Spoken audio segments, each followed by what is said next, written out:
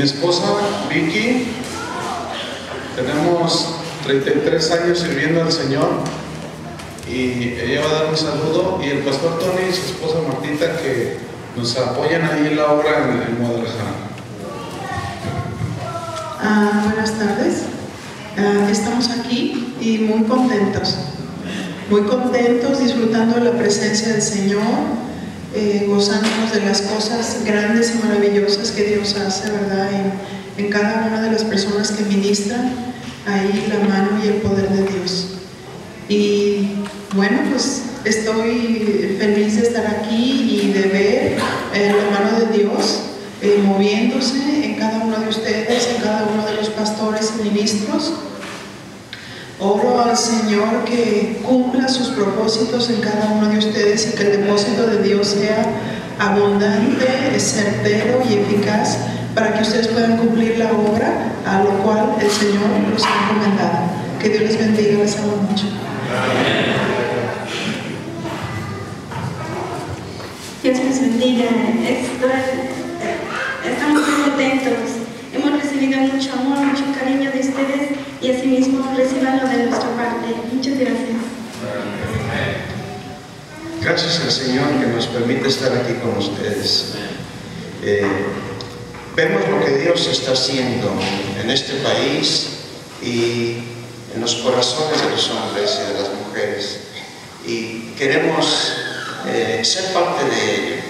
El propósito del pastor Chuy y de nosotros es que, como decía la pastora Vicky, que Dios cumple el propósito que tiene para cada uno. ¿Sabe usted que Dios es un Dios de propósito?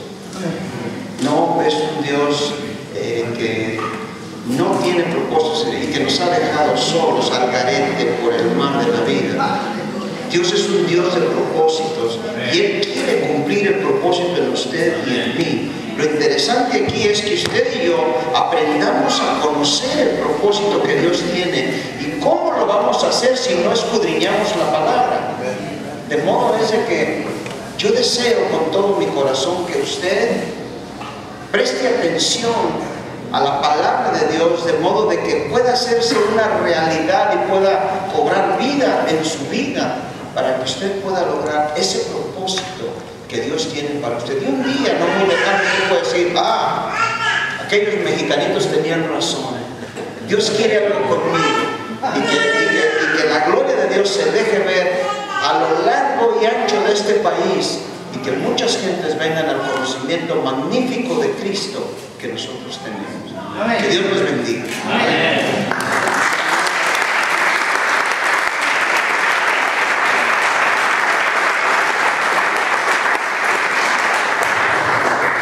Dos pedidos especiales. Usted tiene un aparatito así chiquitito. Dos oportunidades tiene. Lo apaga o le pones un silenciador, por favor. Y a las mamás que tuvieran niños pequeños, si quieren estar más cómodas atrás, por si algún niño se pone molesto y necesita sacarlo, también para que estén cómodos ustedes. Amén. ¿Sí? Gracias de nuevo, y ahora sí, pastor. Muchas gracias. Bien, por favor, ¿quieren abrir su Biblia en Colosenses 2, versículo 8? Vamos a leer hasta el versículo 10.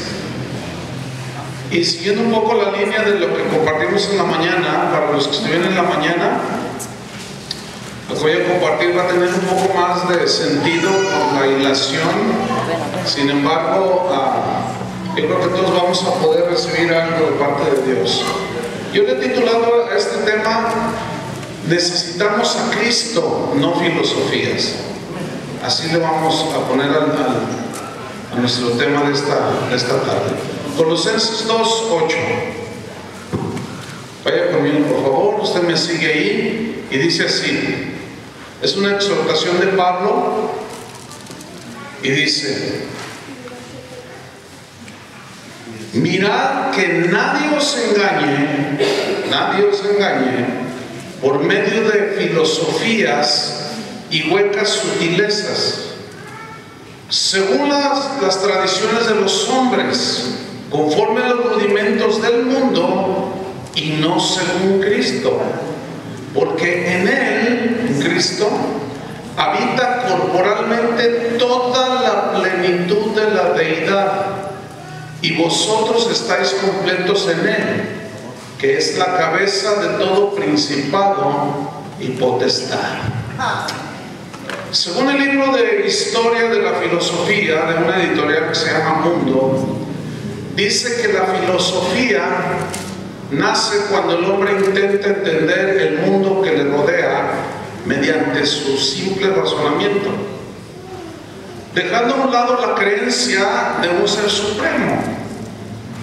Desde un filósofo de su origina, según los historiadores, desde Tales de Mileto, que fue contemporáneo de Jeremías por el año 625 más o menos antes de Cristo, desde ese entonces han existido miles de filósofos, y cada uno ha opinado en su particular filosofía sobre el origen del universo, por ejemplo, el origen de la Tierra, quiénes somos, qué hacemos aquí, han disertado si existe Dios o no existe, si estamos aquí, qué estamos haciendo aquí, hacia dónde vamos, y un sinfín de cosas.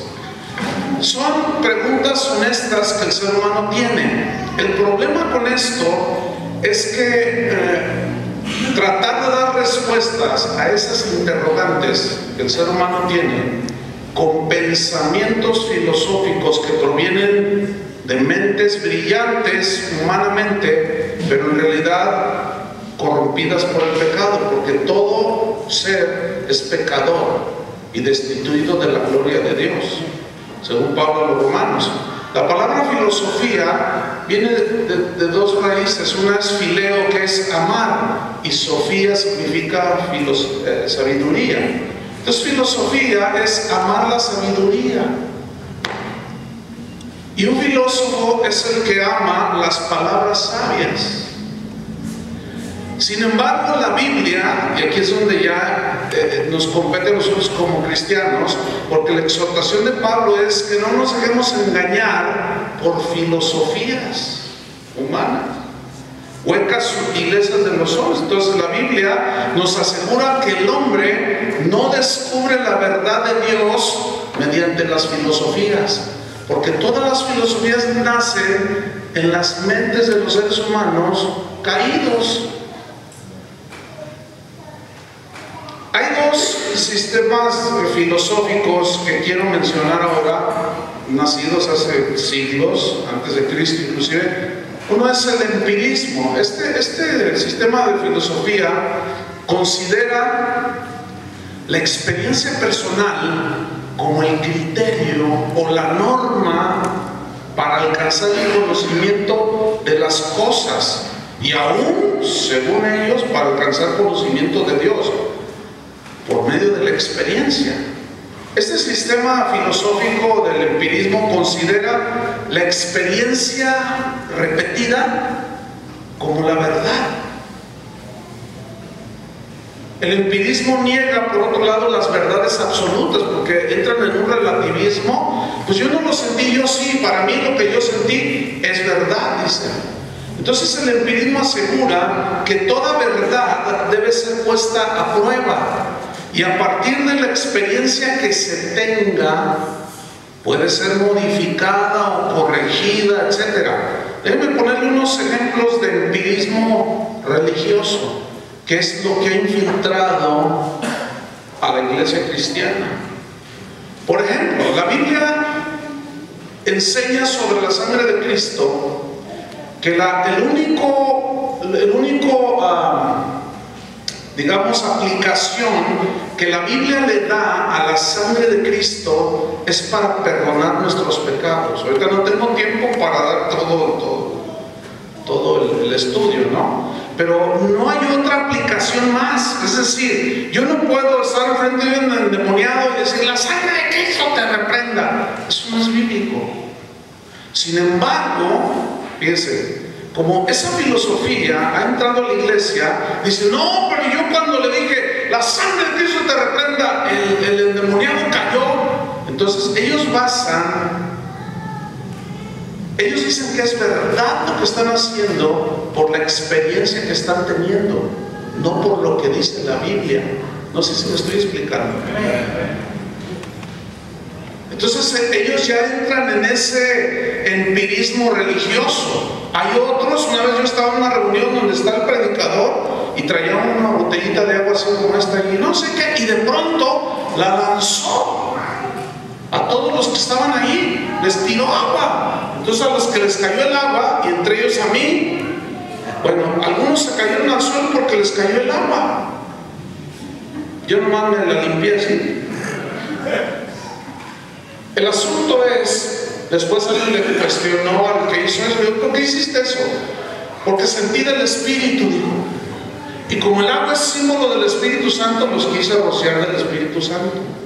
Oye, pero ¿eso qué? O sea, ¿qué onda con eso? Le preguntaron. Y él dijo, no, a mí me funciona. Cada vez que yo lo hago, cuando predico, la gente cae al suelo, síntoma de que recibió algo de parte de Dios. Hágame usted el favor. O sea, eso es empirismo, es un sistema de filosofía, es un pensamiento, y lo creen muchos. O sea, no les interesa lo que la Biblia dice, les interesa su experiencia.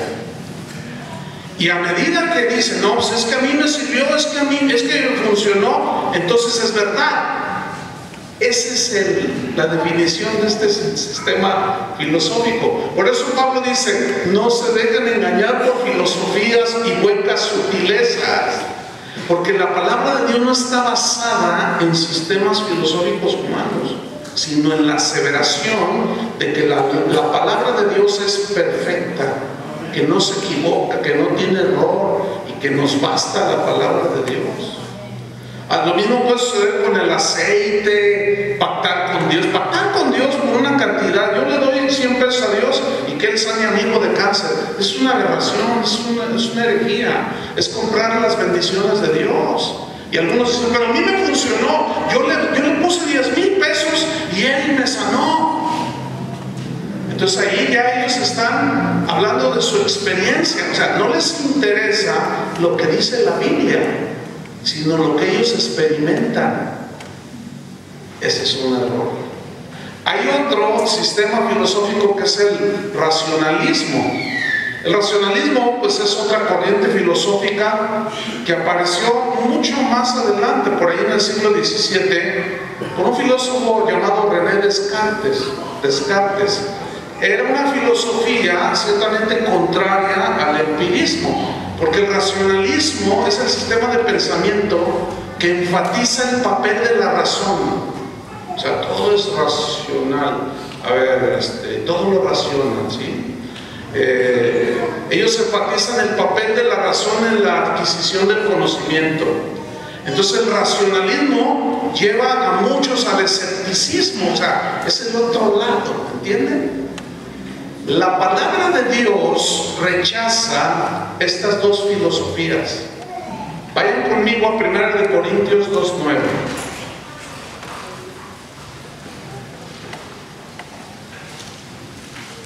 Ahora, Pablo escribe eso a los corintios, 1 Corintios 2:9. ¿Quiénes eran los corintios? Los corintios eran parte de Grecia, ¿sí? Y ellos tenían un legado de filósofos de siglos anteriores. Y ellos se sentían muy orgullosos de sus ilustres filósofos, Sócrates, etcétera, etcétera, ¿no? Entonces, cuando ellos llegan cuando ellos creen al Evangelio, ellos tenían en sus mentes un montón de pensamientos, de sistemas filosóficos. Por eso la Biblia dice que nos debemos renovar, transformar, dice, por medio de la renovación ¿de qué? De nuestro entendimiento. Es decir, lo que nos debe regir a nosotros son los pensamientos de Dios, que es la palabra de Dios. ¿Están de acuerdo con eso? Que, si no, pues imagínate, por eso hay tanta religión, por eso hay tanta filosofía. Y aquí Pablo le escribe precisamente a los corintios esto. Vamos a leer. Y vamos a ver cómo la palabra de Dios rechaza estos sistemas de pensamiento. Dice, antes bien, Dice, como está escrito. Esa frase, como está escrito, significa como Dios lo decretó. Cosas que ojo no vio, ni oído oyó, o sea, cosas que no pueden ser probadas mediante el empirismo, o sea, o la experiencia, para afirmar que es verdad. Dice, ni han subido en corazón de hombre, o sea, cosas que el hombre no puede conocer en su racionalismo, son las que Dios ha preparado para los que le aman. ¿Me estoy explicando? Pero mira el versículo 10. Esas cosas que ojo no vio ni oído yo, que no se pueden conocer por sistemas filosóficos, dice el 10. Pero Dios nos las reveló a nosotros. ¿Por qué? Por el Espíritu. O sea, los misterios de Dios, el misterio de Cristo, la herencia que tenemos en Cristo, etc. Y eso no se recibe por la experiencia sensorial. ¿Entienden? Y tampoco por el razonamiento puramente humano, sino por el Espíritu Santo que habita en nosotros. Porque el Espíritu todo lo escudriña, dice, a uno profundo de Dios. Y como Pablo les había escrito a los corintios, más adelante, que ellos eran templos del Espíritu Santo, o sea, que el glorioso Espíritu vivía dentro de ellos, ellos tenían que hacer a un lado todo sistema filosófico que sale de la mente humana. Por más brillante que sea, por más sabio que parezca, el problema con los sistemas filosóficos que salen de la mente humana es que están contaminados con el pecado, porque somos seres caídos. Por cuanto todos pecaron, estamos destituidos ¿de qué? De la gloria de Dios. O sea, no hay gloria de Dios en nuestras vidas, no hay gloria de Dios, no está Dios, aunque traten de alcanzar por el razonamiento, la experiencia, así no se conoce a Dios. Se conoce a través de Jesucristo. Jesucristo no es un sistema filosófico, es un ser histórico, es Dios encarnado. Entonces las profundidades de la sabiduría de Dios fueron reveladas en Cristo, ¿sí? No pueden ser conocidas ni entendidas por ningún sistema filosófico, ni por el empirismo, ni el racionalismo, ni por otro sistema. Entonces buscar la verdad a través de la filosofía y haciendo a un lado a Cristo es como vivir en un cuarto sin ventanas, un cuarto oscuro, no se puede ver. Veamos en 2 Corintios 4, versículo 3, vamos a ver. Ahí Pablo habla precisamente en ese contexto la condición de la mente humana, que es de donde salen las filosofías, donde nacen los pensamientos. Dice 2 Corintios 4:3, pero si nuestro evangelio está aún encubierto, significa velado, ¿sí? Entre los que se pierden está encubierto, en los cuales el Dios de este siglo, ¿quién es el Dios de este siglo? Satanás. Miren lo que dice: cegó el entendimiento de los incrédulos para que no les resplandezca la luz del evangelio de la gloria de Cristo, el cual es la imagen de Dios. Ok, esa es la condición del ser humano sin Cristo. Así estábamos nosotros, ¿cierto? Ok, aquí en la frase donde dice cegó el entendimiento, la palabra cegar en el griego habla de oscurecer con densa niebla, de tal manera que impide ver. No sé cuántos de ustedes han estado en un banco de niebla. Yo muchas veces, y aún en una ruta, ¿sí? Una vez iba en un avión, había niebla en el aeropuerto, no pudimos aterrizar y nos enviaron a otro aeropuerto para aterrizar, porque es una situación que no se puede ver. Yo he conducido que de pronto paso un banco de niebla y es horrible. Yo prefiero pararme, Porque la niebla ha provocado múltiples accidentes, ustedes saben eso. ¿Por qué? Porque no nos da la oportunidad de ver más allá de 1 metro, 2. Entonces fíjate cómo, según la Biblia, según Dios, el ser humano está cegado, no puede ver. ¿Sí? Su entendimiento, su intelecto, sus pensamientos están con densas tinieblas que no pueden ver más allá de sí mismos. Fíjense que el filósofo Platón decía que él anhelaba una palabra divina y él la llamó logos. De ahí Pablo la tomó. Dice, yo anhelo la palabra divina logos, esa palabra que venga con autoridad y aclare los interrogantes de los seres humanos. Eso dijo Platón. Bueno, esa palabra es Cristo. O sea, su sabiduría no le alcanzó para conocer a Cristo. Pero ese logos de Dios, esa palabra se encarnó, según Juan 1:1. En el principio era la palabra, o sea, el logos, y la palabra estaba con Dios y la palabra era Dios. Y otra vez en el versículo 14 dice, la palabra, el logos se hizo carne y habitó entre nosotros y vimos su gloria. Vimos su gloria, o sea, Jesús. La gloria del unigénito del Padre, lleno de gracia y de verdad. Sócrates meditaba en los problemas relacionados con las recompensas. Fíjense cómo llegaban a tener como cierta lucecita, pero no alcanzaban a ir más allá. Ellos pensaban en recompensas y castigos futuros. Y en una ocasión Sócrates dijo, puede ser que la deidad pueda perdonar pecados, dijo, pero no veo cómo. O sea, no veo cómo puede hacerlo. O sea, como que algo en su interior le decía que él necesitaba, que el ser humano necesita que sus pecados sean perdonados para poder ver, pero no veía cómo él. Qué incertidumbre, ¿no es cierto?, de los grandes filósofos.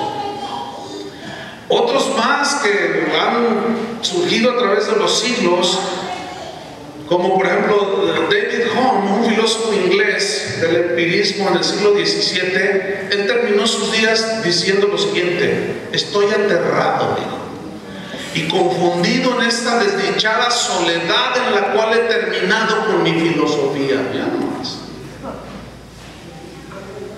Federico Nietzsche, ¿han oído de ese señor? Un filósofo alemán del siglo XIX, acérrimo enemigo del cristianismo. Él fue el que dijo, Dios ha muerto, el cristianismo es para los débiles, dijo. Algunas de sus frases célebres son estas, un par de ellas nada más voy a citar. Él dijo, todo lo que tú haces con amor se hace más allá del bien y del mal. Qué lindo se oye. Otra vez, todo lo que tú hagas por amor va mucho más allá del bien y del mal. Es decir, ahí está un hombre casado, tiene su esposa, pero de pronto se enamora de otra. Entonces tiene una relación con ella y según este filósofo Nietzsche, todo lo que hagas por amor va mucho más allá del bien y del mal. ¿Saben que todos esos sistemas de pensamiento se han metido en la iglesia? Una vez recibí un correo que decía, pastor, yo tengo una duda. Dice, mire, yo tengo 15 años de convertido, soy un joven de 27 años, sirvo en una iglesia. Dice, tengo una novia, dice, queremos casarnos en unos 3 años más. Dice, pero hace 4 años que yo tengo relaciones sexuales con ella, yo soy diácono de la iglesia. Y luego dice, pues me han dicho que es pecado. Pero yo pienso que no, porque yo la amo de verdad.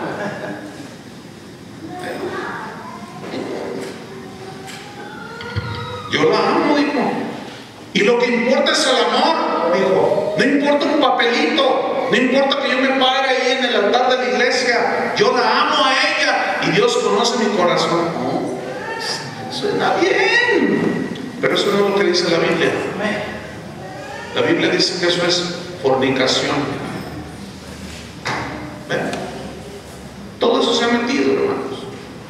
Por eso Pablo, fíjense desde cuándo, Pablo dice, mirad que nadie os engañe por medio de filosofías y huecas sutilezas, según las tradiciones de los hombres y no según Cristo. También él fue el que dijo, Nietzsche dijo, el remordimiento es como la mordedura de un perro en una piedra, es una tontería. O sea, él decía, no, quítate eso del remordimiento. No. La psicología asegura que sentir culpabilidad no es bueno para el ser humano. Dice, desecha la culpabilidad, deséchala. Sé libre, mira, vete a Cancún en México, está muy lindo por allá, porque el otro está ahí con mucha culpabilidad. Pero escuchen, la obsesión por librarse de la culpabilidad es prueba de que el hombre se siente culpable. ¿De qué? Del pecado. Eso es algo que está en la conciencia. Entonces toda esa gente dijo sus pensamientos que, bueno, suenan bien, entre comillas. Bueno, este señor Nietzsche terminó loco los últimos 11 años de su vida. Ese fue su final. Contrajo sífilis por meterse con tanta prostituta. La sífilis le llegó al cerebro. Terminó loco en un manicomio sus días. Y Dios dijo, Nietzsche murió. Nietzsche está muerto. Y ahí que él dijo que Dios estaba muerto, ¿no? Ahí sigue el Señor. Otro filósofo, Juan Jacobo Rousseau, era un racionalista, un escéptico así. Él dijo así: el hombre es bueno por naturaleza. Así dijo. Bueno, esa definición filosófica choca con la palabra de Dios, ¿no es cierto? Porque la Biblia lo desmiente totalmente. El hombre no es bueno por naturaleza. La Biblia dice que el hombre es perverso por naturaleza, con esa naturaleza con tendencia al pecado. Entonces, si nosotros analizamos muchos pensamientos que han filtrado la iglesia, nos vamos a dar cuenta, hermanos, que nos hemos descuidado, Y la advertencia de Pablo, mirad bien que no os engañe nadie. Una de las filosofías de más uso es la de Maquiavelo, el concepto ese de el fin justifica los medios. Si me funciona, pues yo lo hago. Oye, pero eso no tiene sustento en la Biblia. Pues no, pero me funciona. Entonces el fin que tú persigues justifica los medios que usas para lograrlo. Y ya penetró todo eso, hermanos. Vamos a 1 Corintios 1:19. ¿Se acuerdan que Jesús dijo respecto a la condición del hombre? Dijo, y por haberse multiplicado la maldad, ¿qué dijo? El amor de muchos se enfriará. Eso lo dijo aludiendo a los últimos tiempos, ¿sí? Lo cual deducimos, fíjense, por un lado, dicen los filósofos, los estadistas, que están buscando hacer todo lo posible para que el mundo mejore, que el ser humano mejore, porque según ellos siguen creyendo que el ser humano es bueno por naturaleza. Pero la Biblia dice lo contrario. La Biblia dice que van engañando y siendo engañados. Y Jesús dijo, por multiplicarse la maldad, significa que el hombre va en picada. ¿Y qué concluimos con ese punto? Escuchen bien lo que voy a decir: que este mundo no va a mejorar. Muchos están creyendo que este mundo va a mejorar, no va a mejorar. ¿Por qué? Porque el hombre cada vez se pervierte más, cada vez cae más hondo. El hombre siempre ha asesinado, pero en la edad moderna en la que vivimos, yo me acuerdo cuando era un niño de, no sé, 10 años, no se veía la hazaña con la que asesinan hoy. O sea, no se veía la deshumanización. Y hoy el hombre está cada vez peor. Hermanos, les digo una verdad que a muchos no les gusta. Este mundo no va a mejorar. Lo dijo Jesús. Que sería tal la maldad del hombre en los últimos tiempos, será tal que el amor de muchos se va a enfriar. Ese canto que cantábamos hace un rato. Una vez alguien dijo, uy, qué fatalistas. No, porque esta persona es un positivista.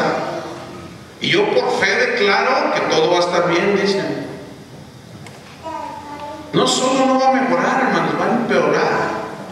Bueno, los que son de aquí de San Juan, esta ciudad se ve tranquila. Vi una camionetita de esas EcoSport que no tenía la rueda atrás. Y yo le dije a alguien que nos llevaba al hotel, le dije, mira, allá en México una camionetita así, que no trae la rueda, la llanta o la goma, atrás se la robaron. Dice, no, aquí también. Dice, pero alguien me comentó de aquí, dice, mira, todavía no hace muchos años, aquí tú podías dormir, dejabas el auto abierto, las ventanas abiertas, y ahora ya no. Todo va de mal en peor. 1 Corintios 1:19. Vamos a ver esto, miren. Dice así. Leamos eso. Pues está escrito, o sea, decretado y sentenciado por Dios: destruiré la sabiduría de los sabios y desecharé el entendimiento, o sea, la inteligencia, el conocimiento de los entendidos. Humanos, obviamente. Versículo 20. ¿Dónde está el sabio? Se refiere a los sabios mundanos, que aman la sabiduría. ¿Dónde está el escriba? O sea, el hombre de letras, el maestro de la ley, pero que no conocía a Dios, porque la ley no justifica a nadie, lo sabemos. ¿Dónde está el disputador de este siglo? ¿Saben que ahí disputador se refiere a los filósofos? ¿Dónde están los filósofos de este mundo? Decía Pablo. ¿No ha enloquecido Dios la sabiduría del mundo? Pues ya que la sabiduría de Dios, el mundo no conoció a Dios mediante la sabiduría humana. Dice, agradó a Dios mediante la sabiduría, a Dios salvar a los creyentes. ¿Por qué? Por la locura de la predicación. O sea, por el mensaje de Dios a través del Evangelio de Jesucristo. Mira el versículo 22. Dice, porque los judíos piden señales, experiencia, empirismo. ¿Entienden? Yo ya lo viví, entonces es verdad.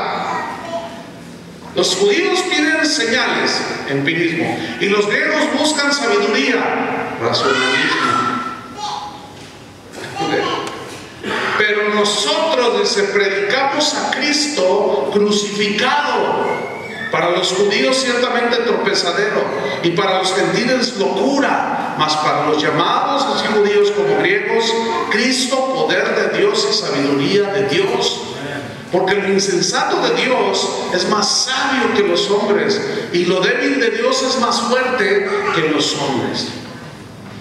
¿Se acuerdan que Pablo, el apóstol, llegó una vez a Atenas, en Grecia? Vamos ahí, acompáñenme a Hechos 17. Es interesantísima esta escritura. Hechos 17, 16.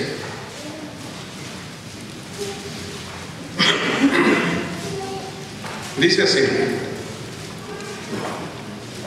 mientras Pablo los esperaba en Atenas, a otros de los discípulos.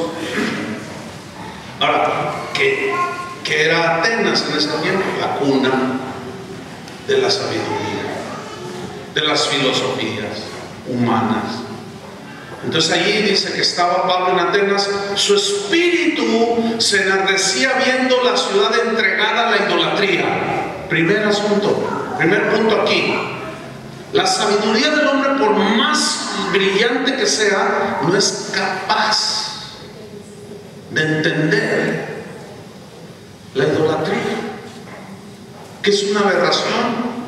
Fíjate, los grandes filósofos, la grande Atenas, con todos sus múltiples sistemas filosóficos, y tenían mitología, que el dios Zeus, el padre de los dioses, que Atenea, que quién sabe cuánta cosa, y los adoraban y les pedían. O sea, su sabiduría humana no les alcanzaba a entender que estaban en idolatría.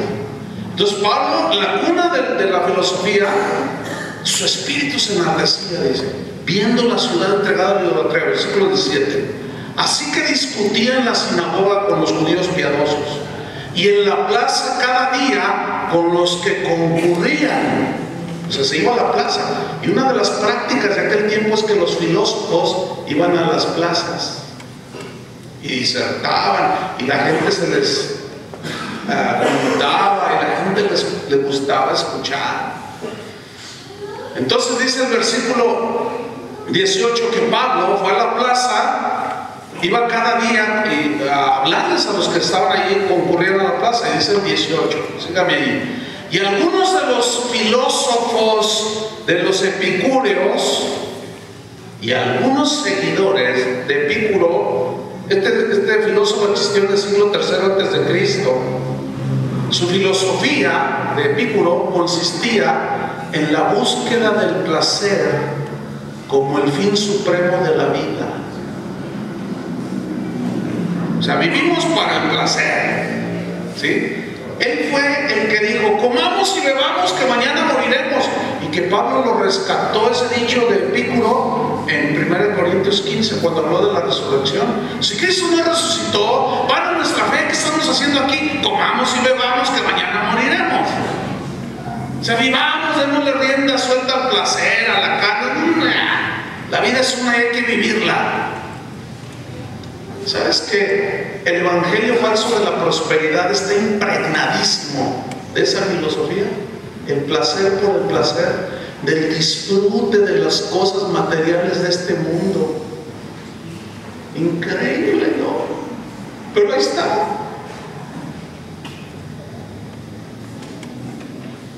Este sistema filosófico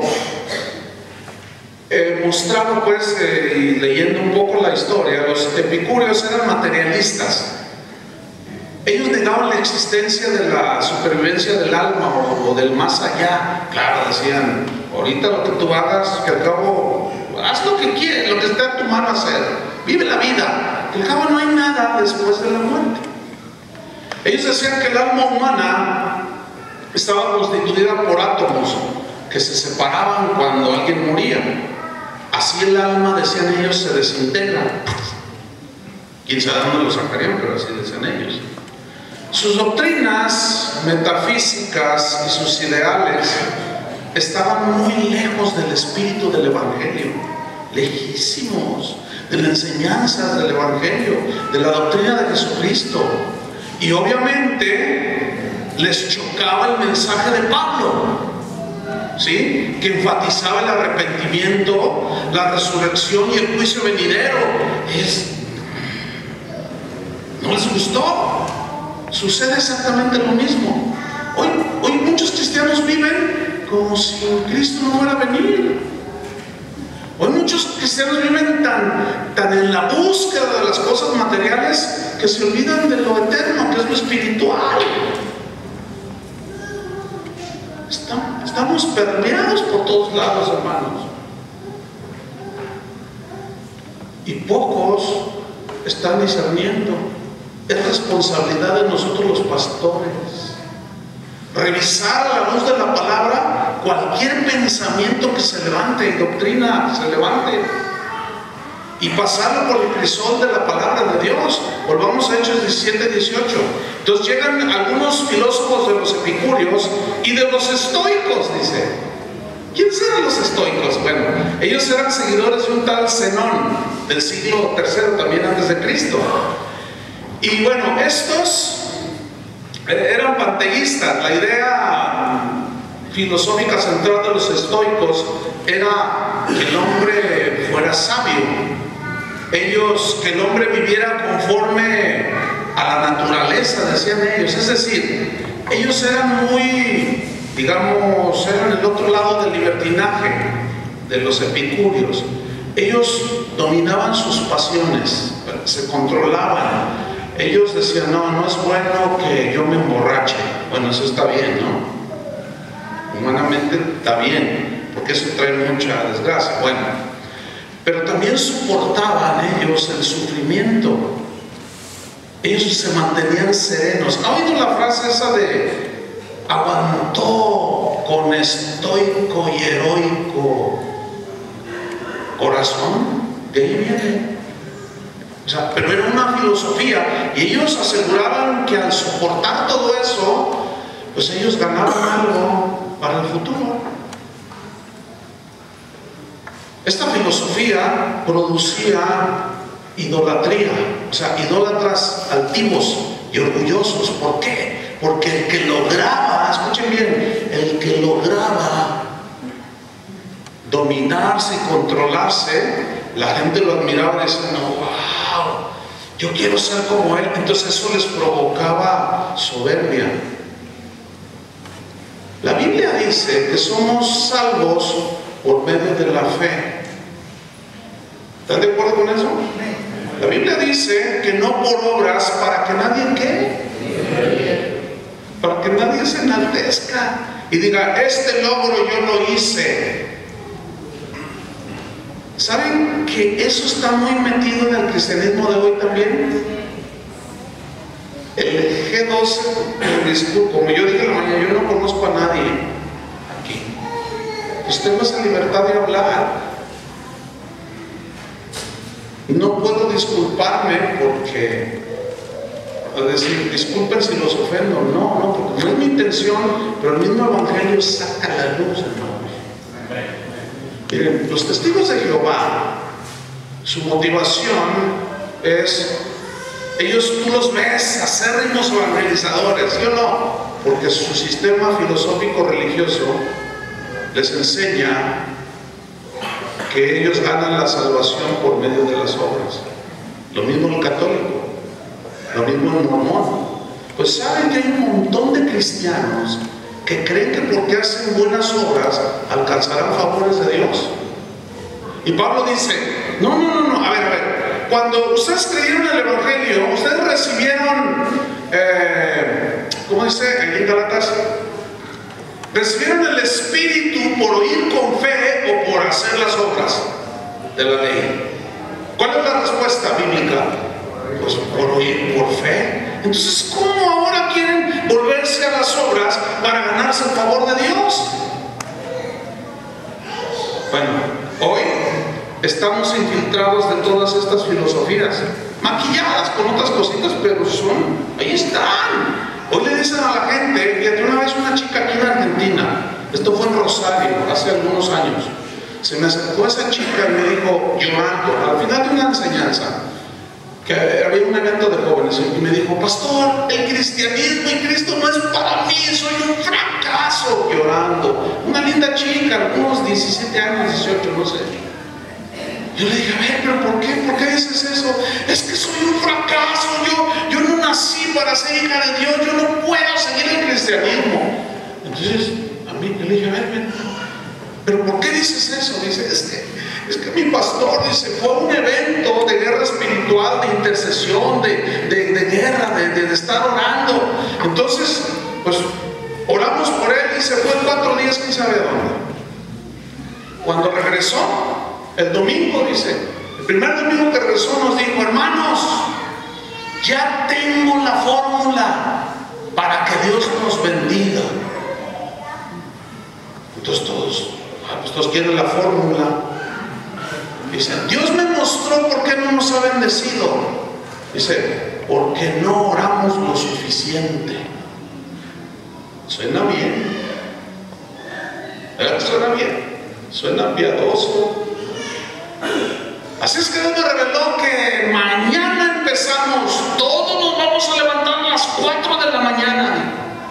Y de 4 a 7 todos vamos a orar todos los días. Y va nosotros. Y dice, pastor, pues yo me levanté el primer día, dice, y a los 10 minutos ya no sabía ni qué decir. Se me cerró el mundo, ya no sabía, me sentí frustrada. Llegó el segundo día y yo no sabía ni qué, Señor, yo no sabía ni qué.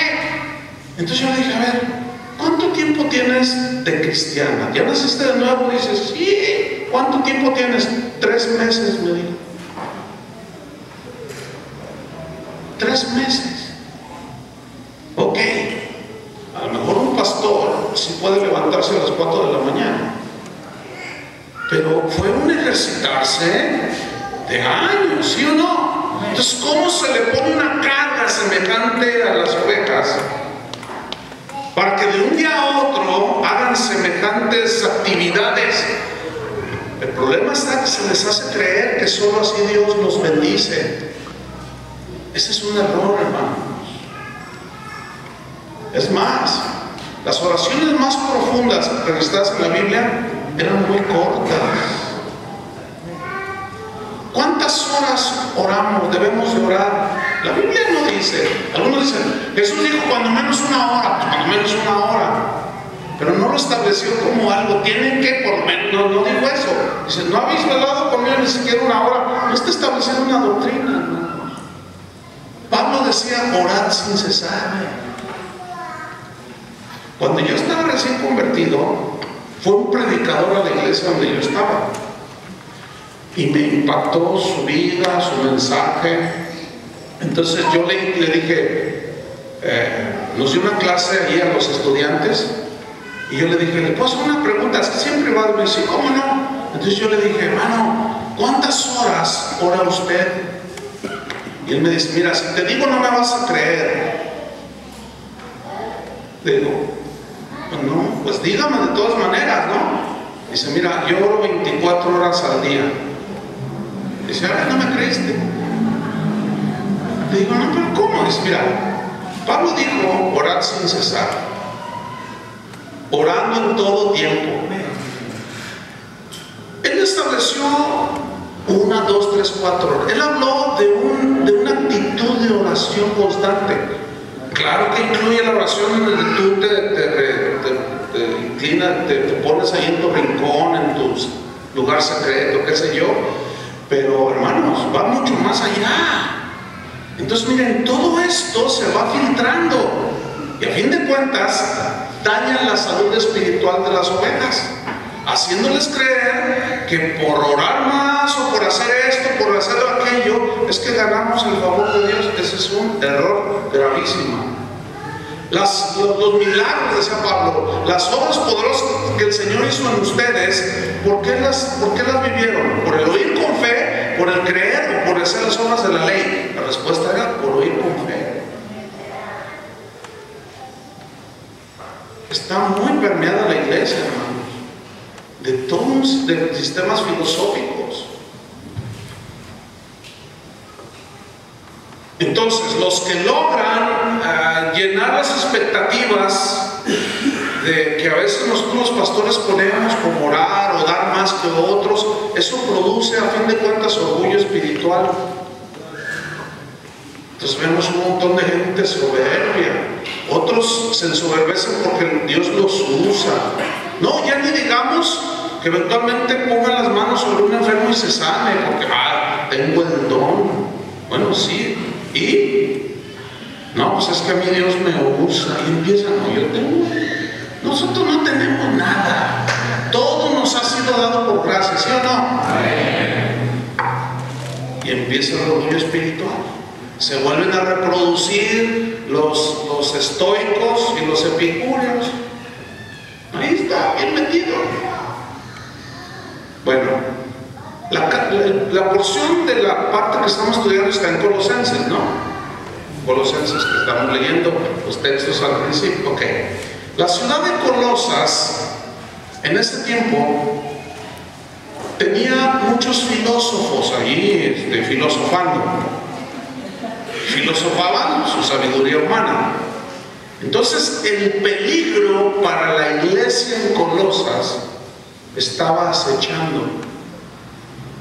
Por eso les escribió Pablo y les dijo, mirad que no os engañen con filosofías y huecas sutilezas según las tradiciones de los hombres y no según Cristo. Bueno, la iglesia de Colosas, que era acechada por todos esos pensamientos que eran rechazados por el Evangelio, pero los colosenses como que no se estaban dando cuenta, Pablo se dio cuenta. ¿Por qué? Porque era un apóstol que cuidaba la iglesia. Y nosotros los pastores nos encomendó cuidar la iglesia. Ustedes, los pastores de esta zona, de esta ciudad, de la ciudad donde vengan, deben de juntarse. Yo sé que esto es muy difícil por la misma situación que se vive, pero deben juntarse y analizar toda la corriente de los vientos de doctrina que se oyen y que quieren llegar por todos lados.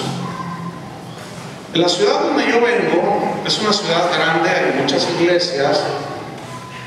Hubo un tiempo en el que nos llegábamos a juntar 250, 300 pastores, era bastante significativo.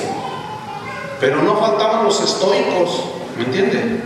No faltaban los seguidores de Epicuro, no faltaban los existencialistas, una cosa impresionante. Es muy difícil, pero a fin de cuentas, al paso de los años, hay un grupo de pastores con los que yo me reúno cada viernes, todos los viernes de cada semana. Oramos, adoramos al Señor, hacemos lo que tenemos que hacer, escudriñamos la palabra. Nos juntamos como desde las 9 de la mañana, 2 de la tarde. Es importante esas horas.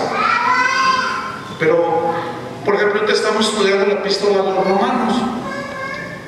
Pero, de cuando en cuando, analizamos a la luz de la palabra las doctrinas que mayormente nos llegan del norte de Estados Unidos. Y las analizamos. Y las comparamos a la luz de la Biblia. Y lo que a mí se me pasa en ese análisis, otro de los pastores puede decir: oigan, la Biblia dice esto y esta doctrina dice esto. Ay, no lo había visto. ¿Saben qué ha provocado eso, hermanos? Que cuidemos a los rebaños que Dios nos ha dado, que los cuidemos mejor y que los alertemos, porque es exactamente lo que Pablo está haciendo con los colosenses, alertándolos que no se dejen engañar. Pablo atacó todas estas filosofías. En 1 Timoteo 6:20 dice así: oh Timoteo, mira lo que le dice, guarda lo que se te ha encomendado. ¿Qué se le encomendó? El Evangelio de Jesús. Guárdalo, dice, evitando las profanas pláticas sobre cosas vanas. Pero mira lo que dice: y los argumentos de la falsamente llamada ciencia. Aquí no se refiere a la ciencia como la biología, no. Aquí se refiere, a la ciencia, al conocimiento, mayormente a los gnósticos, a los que creían alcanzar el conocimiento de Dios por el puro pensamiento. Dice, no, falso conocimiento, dice. Eso es un falso conocimiento, que creen que conocen a Dios por medio de o la experiencia o la razón, o lo niegan totalmente. Ahora, cuando Pablo se enfrenta con todo esto, hermanos, ¿cuál fue su arma de lucha? La palabra de Dios. Esa fue su arma de lucha. Esa es nuestra arma de lucha. ¿Se acuerdan que Pablo habló de la armadura de Dios? El escudo de la fe, y sobre todo tomar, ¿qué dijo? La espada del Espíritu, que es la palabra de Dios. Ok, todo el armamento o la armadura que Pablo menciona, el casco, la coraza, el escudo, todos son implementos de defensa. ¿Sí? La coraza contra las flechas del escudo. Y él hace esa alegoría: la fe, la salvación, la verdad, etc. Y la única arma ofensiva, ¿qué es? La palabra de Dios.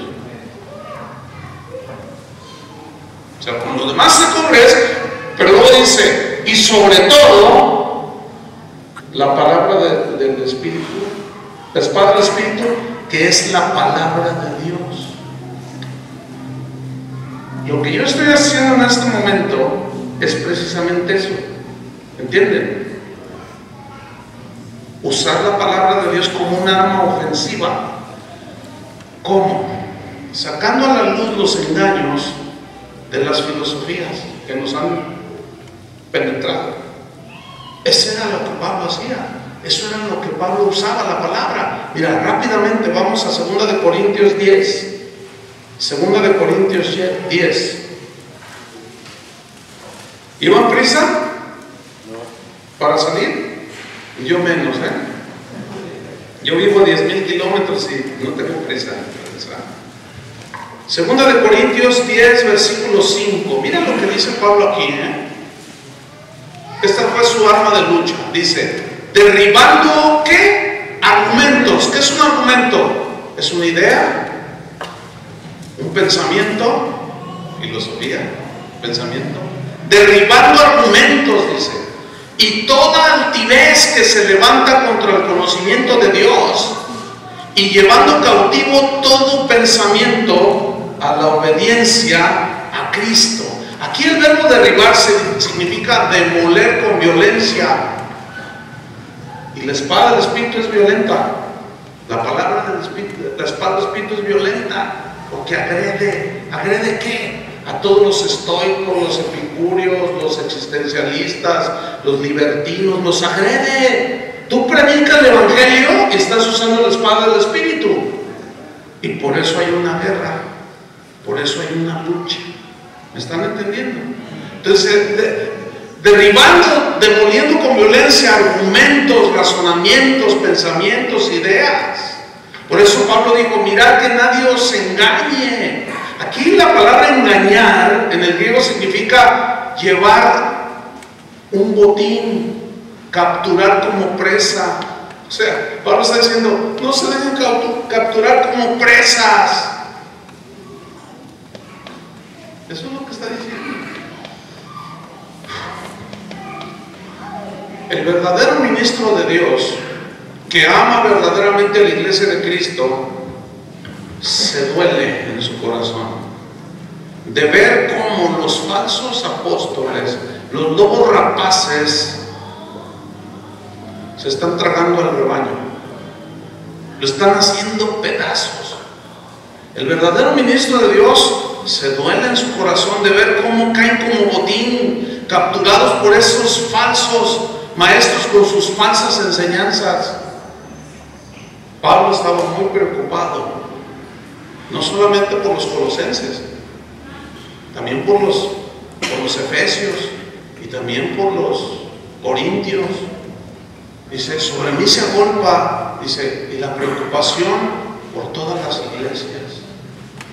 Claro, eso le costó la cabeza, ¿no? Por eso muchos no quieren entrarle a lo que le deben entrar. No, yo soy un hombre de paz, dicen. Son un hombre de paz y luego dicen que están guerreando contra el diablo. ¿Quién les entiende? O sea, son cosas mira, la mayor guerra, la verdadera guerra espiritual no es, a ver, hermanos, vamos a hacer guerra, a ver, písenle la cola al diablo, jálenle las orejas, ahorita, eres ¿cómo le dicen acá a alguien que no tiene dientes? ¿Cómo le dicen? ¿Chimuelo? ¿Sí usan eso o no? ¿Cómo le dicen a alguien que no tiene dientes? ¿Está qué? Un sin dientes. El diablo es un sin dientes. O sea, las gordas, dice, está todo chimuelo. Decimos en México, está chimuelo, no tiene muelas. Y el diablo riéndose de todos nosotros. Hay quien cree eso. Fíjate nomás, mira. Una vez un chico me dijo, hermano, yo estoy muy triste, dice, porque mi pastor ha entrado en una serie de cosas muy raras, de esas del diablo aquí. Le dice, mire, el otro día, pastor, estaba predicando, su mensaje es pura guerra espiritual, pura lucha de ese tipo. Dice, y entró un perrito de la calle. Y había un perrito de la calle, pues se empezó a meter entre la gente. Y él predicando y la gente pues vio el perrito y pasaba en medio de ella, andaba el perrito. Y de pronto dice, el pastor que ve al perrito, dijo, hermanos, el diablo se ha metido. Todos contra el diablo. Dice, miren pastor, lo que le voy a decir, no sé si me lo crea, dice, pero me empezaron a patear, porque era el diablo. Y empezaron a brincar encima del perrito. ¿Sabe qué pasó? Lo mataron al perrito. Y el pastor, ¡victoria, victoria! ¡Es un diablo! ¡Victoria! Y sacaron al perro muerto, habían vencido al diablo. ¿Cómo le hacen ustedes?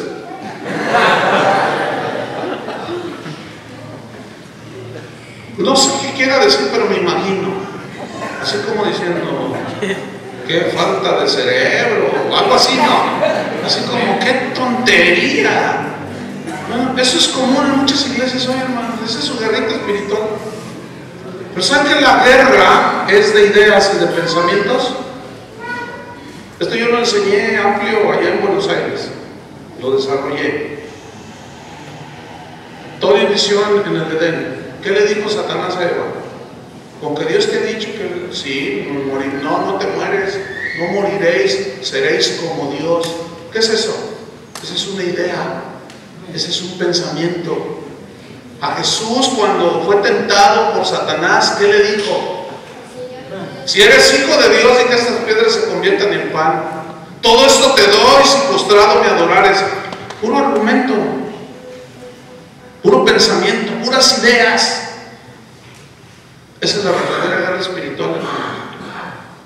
Entonces, claro, predica la palabra y te echas a medio mundo encima. Ay, ¿tú qué te crees? ¿Y tú por qué haces eso? No entiende la gente. Entonces, como pastores somos responsables, hermanos. Vámonos sobre el final. Vamos a Colosenses 2:8. Mirad que nadie os engañe por medio de ¿qué? Dice Colosenses 2:8, filosofías. Bueno, ya a grandes rasgos, ya entendemos un poquito más y nos aclara. Filosofías, ideas falsas, palabras que no significan nada, teorías filosóficas, aún acerca de Cristo, pensamientos que contradicen el Evangelio, huecas sutilezas. ¿Saben que la frase huecas sutilezas en griego significa fraude intelectual?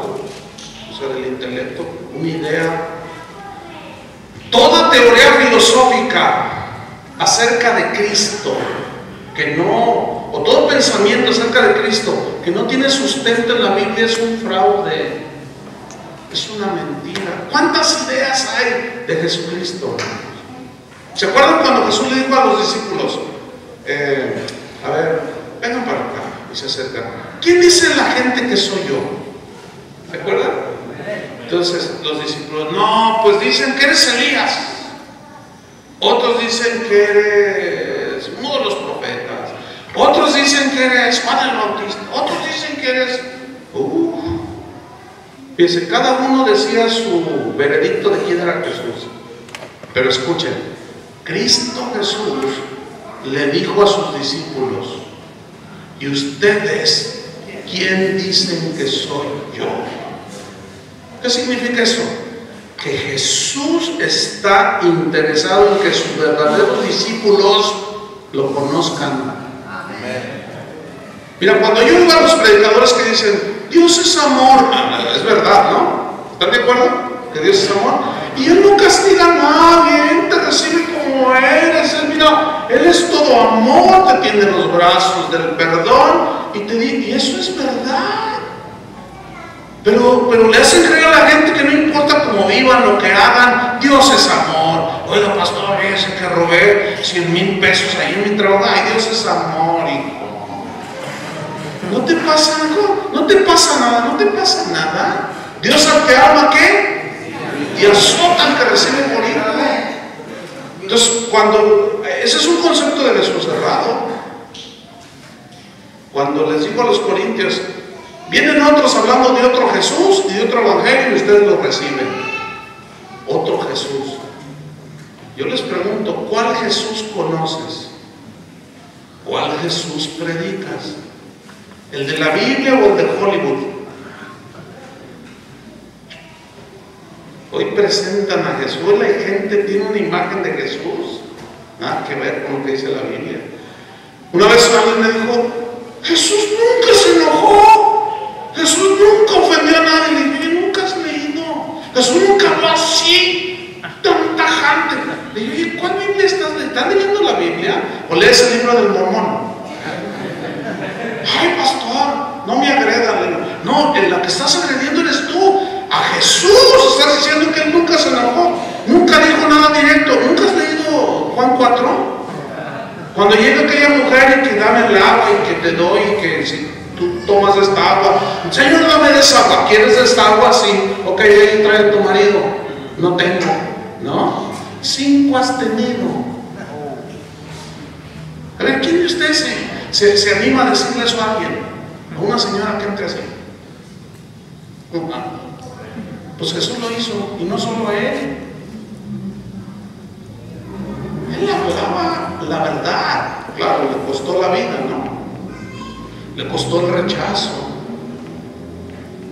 Pero el Evangelio, hermanos, es uno. Jesús es uno. Entonces dice Pablo preocupado, no se dejan engañar por huecas sutilezas. Entonces Pablo sigue diciendo en el versículo 8, mencionando 2 fuentes de donde vienen las filosofías, las huecas sutilezas. Dice, según la tradición de los hombres. ¿Cuál es la tradición de los hombres? Ahí significa transmitir verbalmente de persona a persona. ¿Cómo se ha transmitido toda la filosofía y todas las corrientes de pensamiento de persona a persona, dejando escritos, todo? Por eso Dios nos dejó su palabra. Y su palabra es la verdad.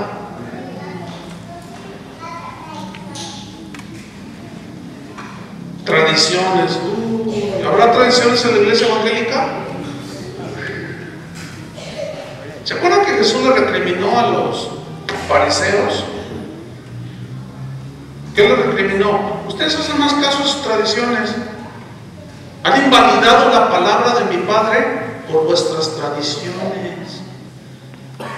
A mí me da, no sé qué me da acá el corazón cuando veo pastores o movimientos enteros haciéndole más caso a las reglas internas que a la palabra de Dios. Yo digo, no puede ser. Bueno, sí, ahí dice la Biblia, pero nuestros estatutos que fueron hechos en 1500, quién sabe qué, dicen esto. Y aquí nos morimos con lo que dijo quién sabe quién en el 1600 no sé qué. Y dices, ay Dios, ¿qué estoy oyendo? Les voy a hacer una pregunta de esas capciosas. ¿Están listos? A ver, ¿habrá algo más poderoso que la palabra de Dios? Pues fíjense que sí. Las tradiciones. O sea, técnicamente no. Por eso les dije capciosa. O sea, estrictamente no. Pero en la práctica sí.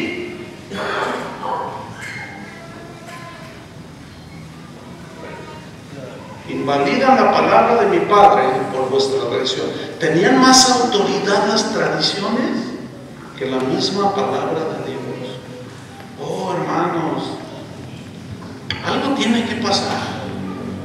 Y muchos durmiendo y otros viviendo su Disneylandia espiritual, abrazando a todo mundo. Oyen a un jugador del Boca o de esos equipos famosos que dice, ay, gracias a Dios, es cristiano.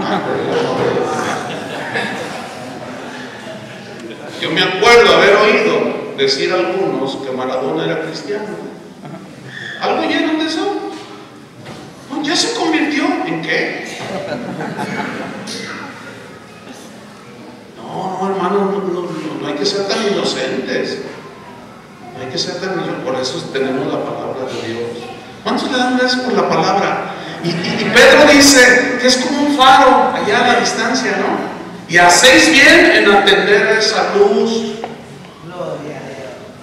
Hacéis bien hacer caso, tenemos la palabra profética más segura. No tenemos que andar buscando en otros lugares. Tengo que terminar, hermanos. Versículo 9, Colosenses 2:9, y terminamos. 9 y 10. O sea, no se dejen engañar por nada, filosofías, ni vueltas sutilezas, ni las tradiciones, todas esas cosas.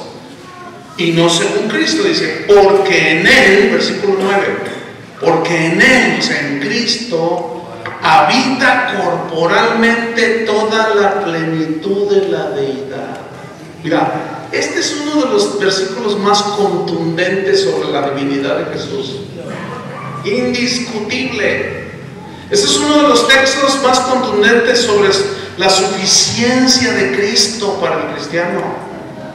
La perfección de Jesús, su obra perfecta en la cruz. En Él habita toda la plenitud. La palabra plenitud significa totalidad de la deidad y se refiere a la naturaleza de Dios con todos sus atributos que habitan en Jesús.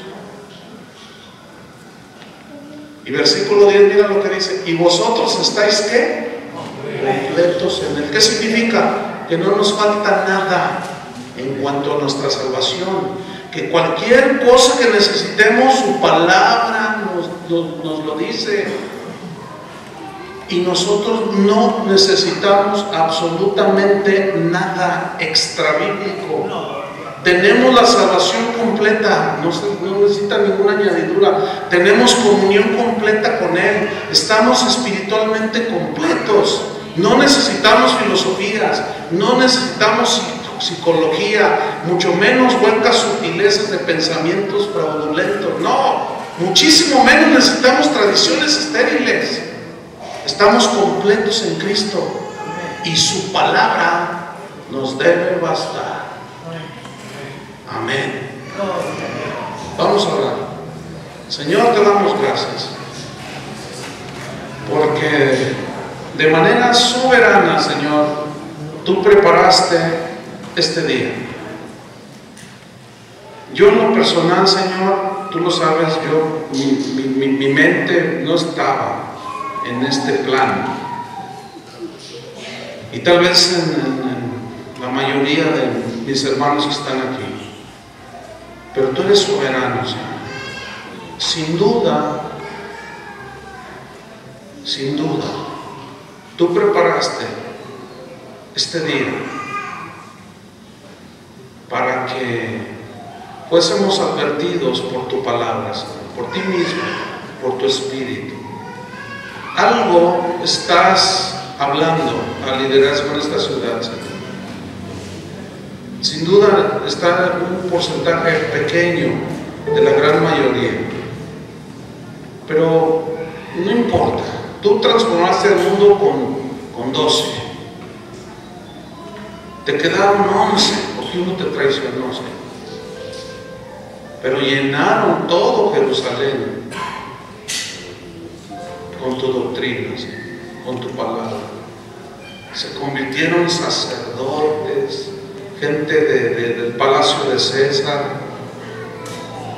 Se convirtieron muchos corintios, que eran filósofos, amantes de la filosofía. Se convirtió gente sencilla, pescadores, artesanos. A todo el mundo llegó tu palabra.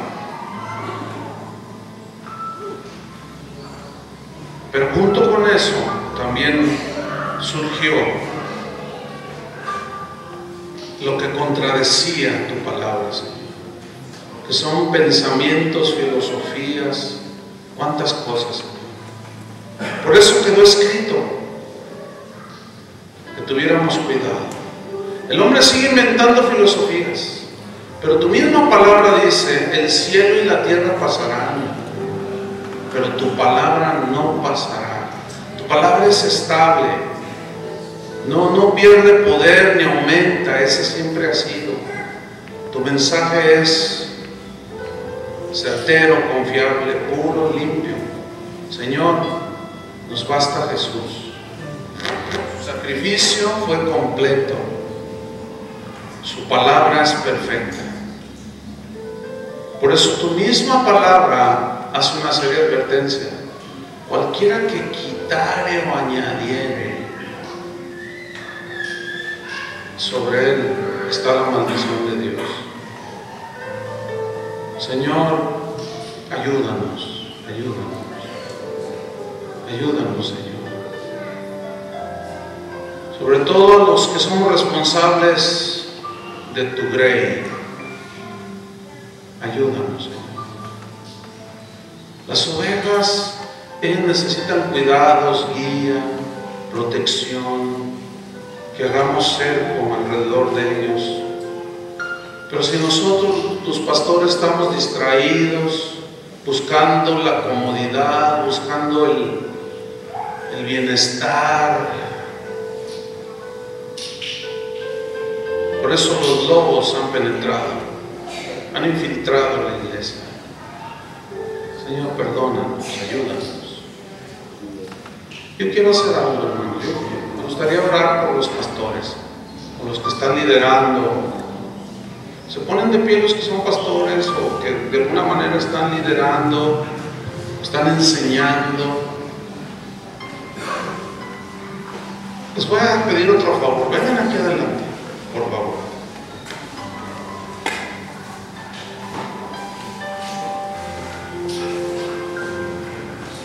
Gracias. Pásenle.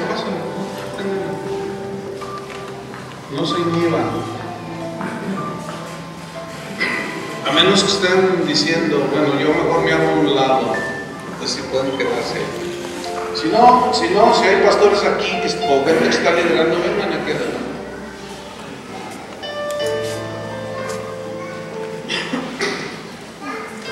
Hermanos pastores, servimos a un mismo Dios, ¿están de acuerdo? Es un solo evangelio, es un solo Señor, es un solo Espíritu, ¿cierto? Dios puso a los pastores para embellecer a la novia. Ustedes saben que una novia no se puede vestir sola. Están quien le ayuden a ponerse el vestido. Nosotros estamos preparando. Pablo lo decía yo, dice, me esfuerzo y lo celo con celo de Dios, con tal de presentarlos como una virgen pura. Está hablando de una analogía del matrimonio. O sea, nosotros estamos encomendados por Dios para vestir a la novia. La iglesia es la novia. Va a haber una boda allá arriba, ustedes saben esto, ¿no? Dios nos puso para embellecer a la novia, no para manosearla. Perdón que se los diga tan claro, Imagínate que se va a casar tu hija y ahí está el que le enseñó el vestido, un hombre muy diestro, y la está vistiendo y de pronto le mete la mano donde no debe. ¿Cómo reaccionarías tú?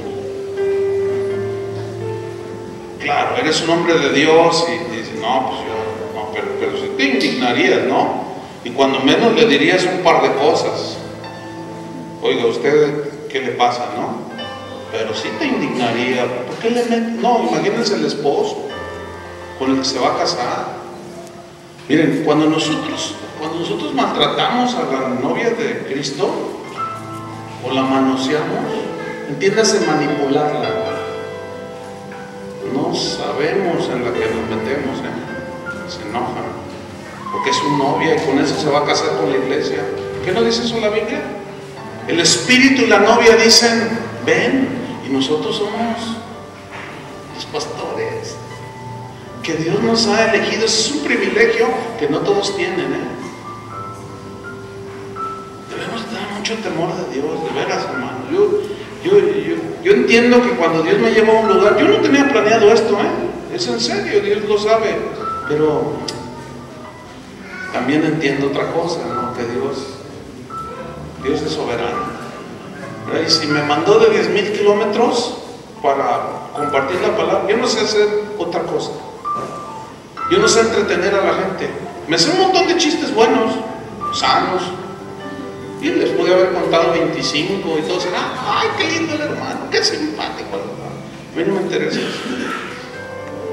No viene de tan lejos para hacer eso, no, Dios me libre. ¿Se acuerdan cuando Jesús, orando en el Getsemaní, Juan 17, se acuerdan que dijo, hay una parte donde dice, Padre, yo les he dado tu palabra? ¿Se acuerdan de eso? Hace años fue algo muy fuerte. Yo leyendo esa parte del Evangelio, me pegó fuerte, ¿no? Yo les he dado tu palabra. Entonces mi reacción fue así, ay Señor, si ahorita me llamaras a cuenta y me dijeras, a ver, ven para acá, Chuy, ¿qué hiciste con mi pueblo? Y dije, ay, ¿qué le diría? Le podría decir yo les he dado tu palabra. Yo le dije al Señor, no, espérate tantito, todavía no me mandes a cuentas, porque no estaba muy seguro de si yo estaba siendo diligente, predicando a tiempo y fuera de tiempo, redarguyendo, exhortando, enseñando con toda paciencia y doctrina. Y a mí me tiemblan las piernas, Eso es algo que muchos pastores ni por aquí les pasa. Yo no sé dónde están parados, no entiendo. No sé de dónde ellos piensan que el Señor nunca nos va a pedir cuentas.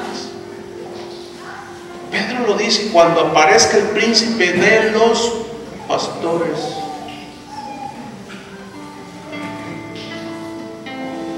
A lo mejor nunca vuelvo a este lugar, no lo sé, pero al menos ya sabes. Si nada más pues aquí está para que Dios te dijera esto, yo ya me voy bien tranquilo.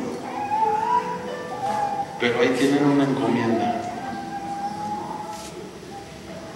Cuando a mí me ordenaron al ministerio, hermanos,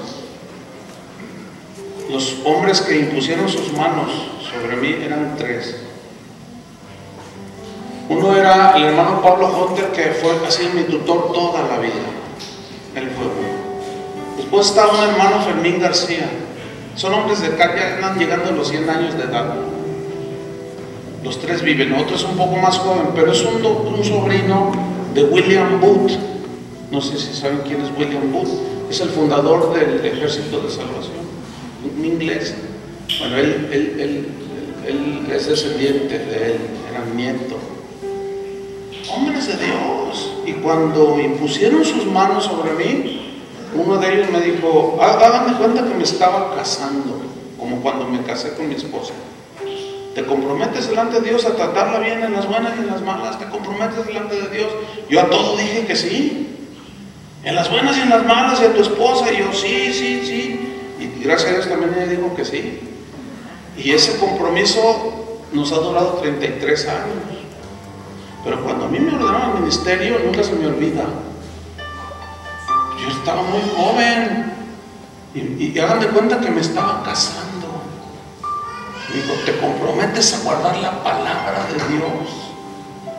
Y digo, ay, ¿qué me metí, Dios? Estaba yo sudando. Pero yo dije que sí. Yo dije que sí. Miren, ha habido un montón de tentaciones, Cuando te llegan las editoriales y te dicen, tú escríbenos libros y tú te vas a ganar hasta $400,000 en un año. Y que Dios te diga, no firmas nada. Muchos lo ven como bendición de Dios, puede ser en alguna. A mí Dios me dijo, no firmas nada, tú no te me vas a meter en esas cosas.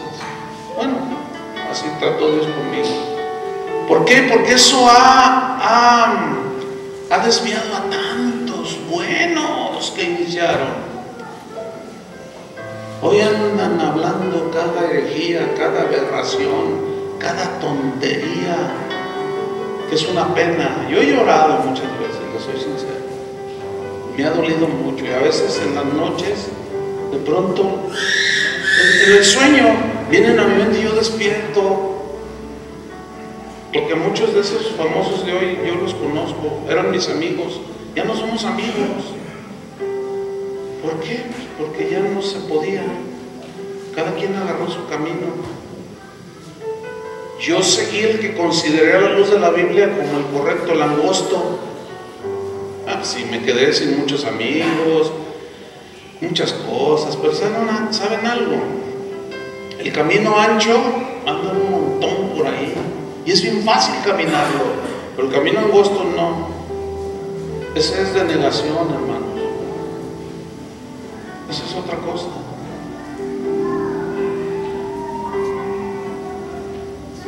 Yo quiero orar por ustedes. Que Dios en su gracia, en su misericordia, yo como no los conozco, pues eso me da una libertad, repito, ¿no? Pero solo Dios sabe por qué estás aquí y por qué estoy yo aquí. Lo único que alcanzo a entender es, definitivamente Dios quiere despertar a sus verdaderos pastores, porque hay muchos falsos. Yo les animo, hermanos, a que se comprometan con Dios, o recuerden, como cuando renuevan votos, que 50 años voy a renovar mis votos de matrimonio. Pues hay que renovar nuestro compromiso, si lo quieren entender así, con Jesús y con su palabra. Amén. Júntense un poquito más, yo quiero orar por ustedes. Padre, en el nombre de Jesús, te damos gracias, te doy gracias, porque yo sé y sabemos por tu Espíritu que este día estaba planeado por ti, Señor. Yo te agradezco el que hayas tenido a bien que me tengas en este lugar, Señor. Gracias.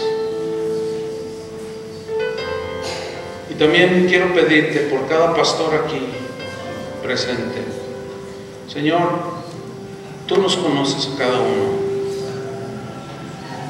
Tú sabes nuestros pensamientos, nuestras intenciones. Ante ti no hay nada encubierto, todo está desnudo. Tú eres el príncipe de los pastores. Nosotros somos cuidadores del rebaño. Rechazamos atribuirnos títulos, nombramientos que solo exaltan el orgullo. Y nos comprometemos, Señor, como cuando nos llamaste al ministerio, que anhelábamos, nos quemaba servirte, nos quemaba predicar. Pero al paso de los años comenzamos a hacerlo, pero de pronto algo pasa, cosas pasaron y empezamos a tener en nuestra mente otras cosas. Señor, perdónanos, Señor, ten misericordia de nosotros y danos una oportunidad más, Señor. Tu iglesia sufre.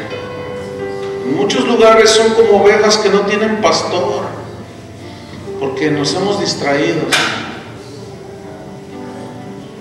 Vemos a algunos brillando como estrellas en los escenarios y anhelamos y queremos ser como ellos.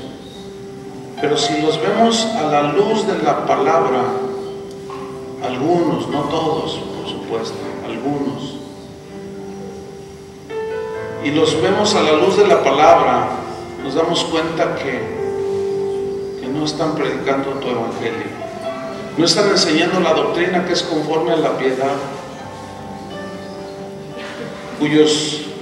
cuyo vientre es su Dios, que solo piensan en lo terrenal. Y los hemos mirado ahí, Señor, y decimos, yo quiero como eso, que me imponga sus manos.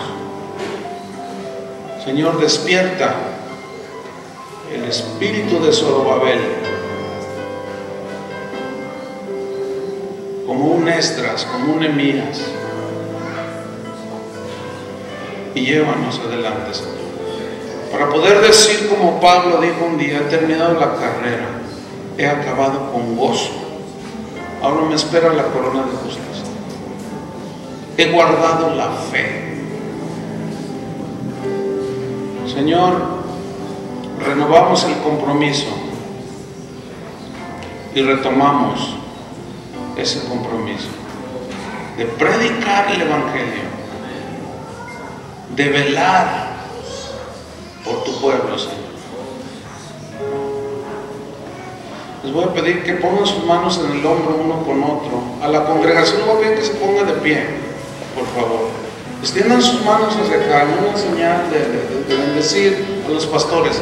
Porque saben que ser pastor no es nada fácil también. Las ovejas necesitan entender eso, ¿eh? No es nada fácil. No, a veces no se tocan el corazón y le dan duro al pastor. Y a veces el pastor les da duro a las ovejas. No, todo eso tiene que ir menguando. Tenemos que entrar en el remanso del Señor y en lo que la palabra de Dios dice. Vamos a bendecir a estos hombres, ¿qué les parece? ¿Sale? Es más, vamos a hacer algo más. A mí me gustaría, no sé si está aquí tu pastor o... Vengan y vamos nosotros ahora a orar por ellos. ¿Qué les parece? Vengan, pásenle. Oremos por ellos. Acérquense. Si está aquí tu pastor, abrázalo, o gente que te enseña, o algo, qué sé yo. Nosotros somos los que siempre, generalmente estamos orando por ustedes. Ahora vamos nosotros a orar por ellos. Amén. Oremos pues. Señor, te damos gracias. Te damos gracias porque esto solo lo puede provocar tu Espíritu Santo, Señor. Cuando tu palabra es predicada, cuando Cristo es levantado, somos atraídos hacia ti, Señor. Y aquí el que reina y gobierna eres tú, Señor. Te damos gracias por cada ministerio. Te damos gracias por cada maestro, por cada pastor, por cada hombre que tú has levantado en esta ciudad o en las ciudades cercanas de donde han venido. Los bendecimos, Señor. Anhelamos lo mejor para ellos en su labor, en su trabajo, que es pesado, es difícil discipular. Perdona, Señor, a aquellos que han juzgado mal al pastor. Reconcílianos, Señor, unos con otros, y que tu Espíritu nos una cada vez más. Aún oramos, Señor, por los pastores de esta ciudad, para que en tu misericordia también, Señor, de una manera soberana, como tú quieras, Señor, también a ellos llegue el mensaje. Les abras el entendimiento, porque el día final se acerca, el día de tu venida, que será como ladrón en la noche. Tenemos que estar fervientes en espíritu. En el nombre de Cristo Jesús, te damos las gracias, Señor. Gracias, Señor. Aleluya. Abracen a los pastores, y los pastores también abracen a las ovejas.